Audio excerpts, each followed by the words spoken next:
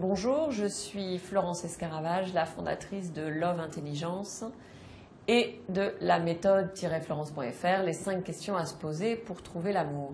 Alors aujourd'hui, on va aborder un sujet difficile, mais néanmoins pas complètement incontournable ni insoluble, c'est comment gérer les désaccords dans le couple.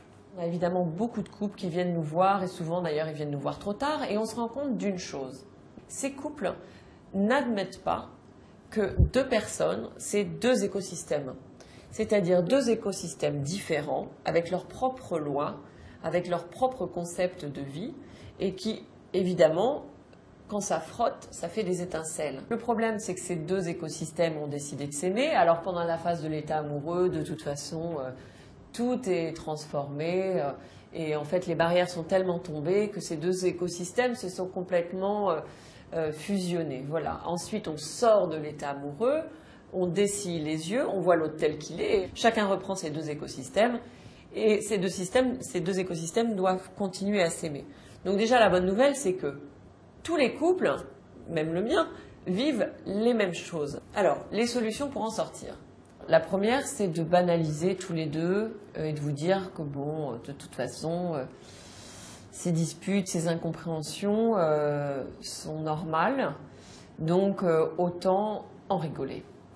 Alors pour en rigoler, comme c'est franchement pas très drôle de se disputer, ce que je vous propose c'est de vous retrouver voilà, autour d'une table et de vous dire eh bien, quels sont les motifs de nos disputes et franchement essayez de ne pas reparler voilà, clairement de qui a raison parce que de toute façon vous avez tous les deux raison.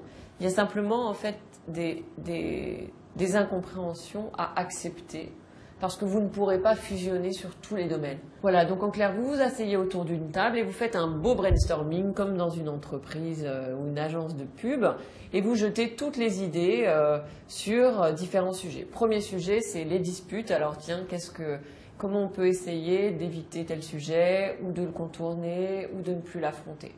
Deuxièmement, c'est quelles sont les règles que l'on se donne. C'est-à-dire que quand il y a une dispute, comment est-ce que finalement on pourrait parvenir à l'arrêter? Est-ce qu'on ne pourrait pas se trouver tous les deux une petite phrase qui désamorce tout ça, qui nous fait rigoler, ou un point fermé, ou je sais pas, ou un torchon blanc qu'on agite, ou bref, pour se dire que allez, à nouveau on est rentré dans une dispute, et si on se trouvait un petit gimmick qui nous aide à faire baisser la tension. Alors évidemment, le problème, c'est que quand il y en a un qui part en flèche, que le ton monte, que ça commence à bouillir, et vous êtes là, vous vous demandez ce que vous pouvez faire. Le problème, c'est qu'il n'y a pas grand-chose à faire. Donc évidemment, vous n'avez pas envie de vous faire marcher dessus, et vous avez bien raison, sauf que ce n'est pas le moment de rétorquer quoi que ce soit, puisque de toute façon, ça va ne faire que jeter de l'huile sur le feu. En fait, il faut parvenir à trouver des arrangements, des compromis, et puis dites-vous que si l'autre il défend ses positions, ben, c'est quand même plutôt sympathique d'avoir quelqu'un qui défend ses positions plutôt que d'avoir une carpette. Donc c'est assez honorable finalement. Lui il défend son écosystème, vous défendez le vôtre, vous défendez en clair vos valeurs de vie, la manière dont vous voulez gérer tel ou tel sujet, que ce soit la vaisselle, votre vie professionnelle, vos enfants, qu'importe. Donc comprenez que finalement se disputer c'est sain. C'est sain parce que ça montre que l'autre n'a pas complètement adhéré à ce que vous êtes et ça c'est pas très aimable finalement. Quelqu'un qui adhère à tout ce que vous êtes alors que lui avait un écosystème différent. Donc ce que je suis en train de vous dire en fait, c'est que la vie de couple c'est pas facile, mais que néanmoins, les divorcés vous le diront, ça se reproduit de toute façon systématiquement. Et donc clairement, ce qu'il faut, c'est essayer de prendre un peu d'humour, un peu de recul, demander à l'autre de faire cet effort d'humour et de recul, de lui donner sur sa table de nuit des jolis livres sur les relations amoureuses. Voilà, pour que chacun soit bien conscient de tout cela et ne se dise pas « mon couple est terrible » alors qu'ailleurs c'est si bien.